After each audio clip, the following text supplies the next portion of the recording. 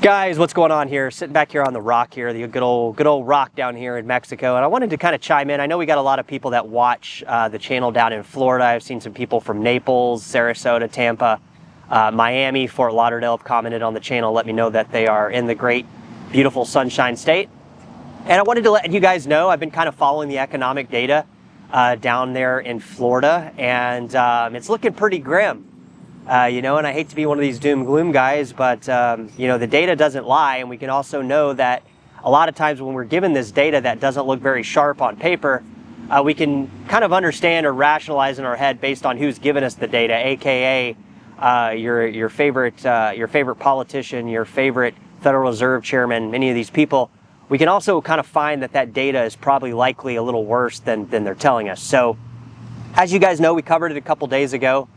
Florida is leading the nation in foreclosures. In fact, 1 in 7 homes, I did a video on this the other day, for sale in the United States is located in the Sunshine State. Now, we obviously know, if you've been following this over the last few years, we've seen various factors that have caused Florida to be a kind of boom and bust state.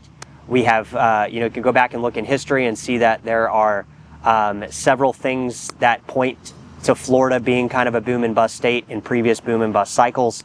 But really in 2026, Florida seems to be one of the fastest deteriorating economies in the entire US. If you take Miami out of the picture and the kind of the Miami metro area, maybe Tampa as well, and Jacksonville, you really don't have much going on in Florida, okay? Florida by definition is a retirement state. I think around 36% of the population is over 60.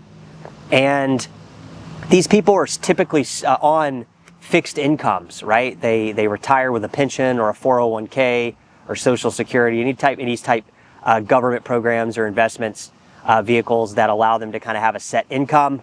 A lot of them scurried down to Florida during the pandemic because they were trying to, go outside or have freedom or all these things that you were hearing about on the news. We had like a massive migration to Florida.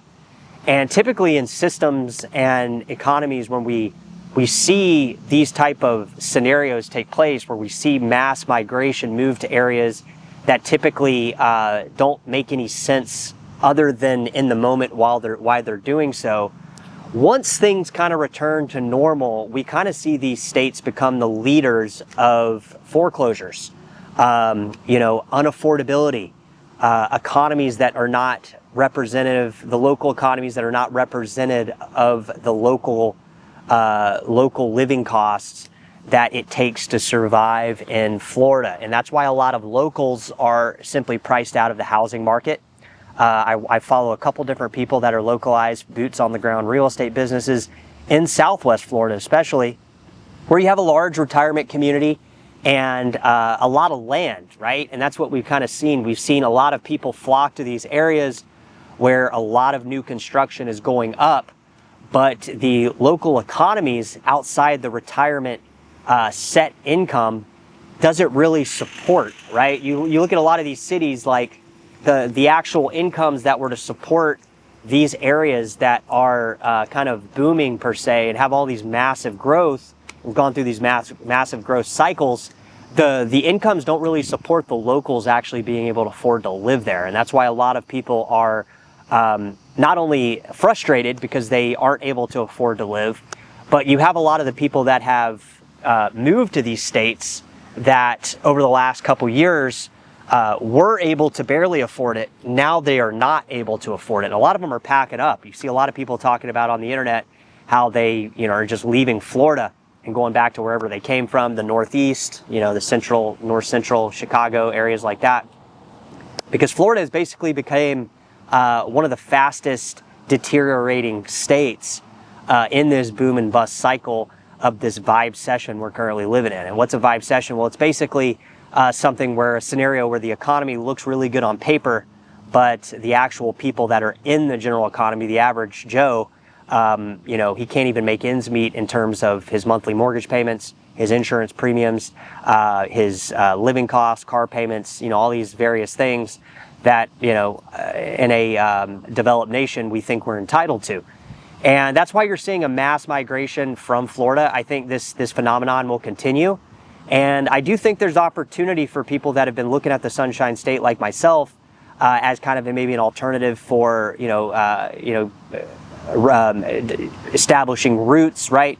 Maybe purchasing a home and these type of things, because I've looked at, I've looked on the internet, and a lot of the homes that are selling, and the best way to do this is just look up the data yourself, is look at the homes that were built between 2019 and 2024 and 25, aggregate that data, and then see how many are for sale. And each one you click on, go down to the bottom thing on Zillow where it says the amount that it's sold for, the last owner, what they paid for it. And a lot of these owners, guys, a lot of them are selling these homes at a loss, which means, okay, if we take that apart a little bit further and we say, all right, in 2020, 21, where we had these near 0% interest rates, 2, 3, 3.5% interest rates, and the homes were X price, we'll say 200,000, and those people can't afford the monthly mortgage payment, then who and how many people are able to pay 20% higher than that purchase price? We'll say 300K or whatever, 350 at a double % interest rate, which means how can somebody come in to purchase a home that has double or more the monthly payment when people that bought during 2020 and 21 can't even afford to live in that same home? And I would go as far to say is the buyers that were the buyers during that period were the only buyer pools, because the buyer pools today, there's not as many, right? We don't live in an environment where people are getting $1,800 free money every 2 weeks, and business is booming, the money printer stocks, everybody's making money and all these things. So just kind of keeping in mind that Florida is becoming a very apparent to me a boom and bust state. I'm following this very closely here on the channel, and as a real estate person in the real estate business, we know that this data is kind of 2-3 months out. By the time that the mainstream news starts talking about it, typically things are already much worse than they're currently being portrayed to us, because the data is backlogged, right? We don't get all this data, and we'll be getting July's data in October, right? Things like that. So I don't know what you guys think. If you guys are in Florida, let us know what the economy is going like down there, but it doesn't look to be good. And from, like I said, a real estate standpoint, it looks as if the real estate market is far from recovering, despite the stuff we're seeing on paper. All right, drop into the comments, guys, and let me know. Hope you guys are doing well, and we'll continue to follow the Sunshine State. It's a beautiful state.